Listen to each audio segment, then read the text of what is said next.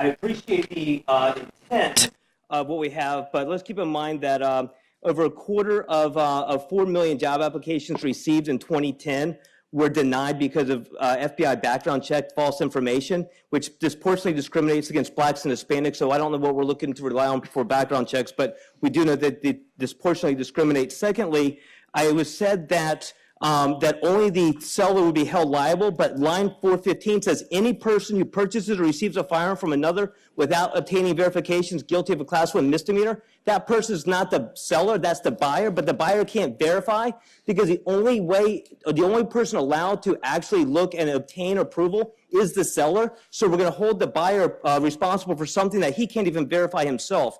Then if you look at yes, I can actually transfer a weapon to my father or my mother, but God forbid I actually take a fruitcake or play around a golf in compensation or consideration. All of a sudden, you're in violation of this. Next, if the private transactions entail the buyer or seller to go to for a transfer to a licensed dealer to get the background check, but the 3-day requirement only applies for the actual state police.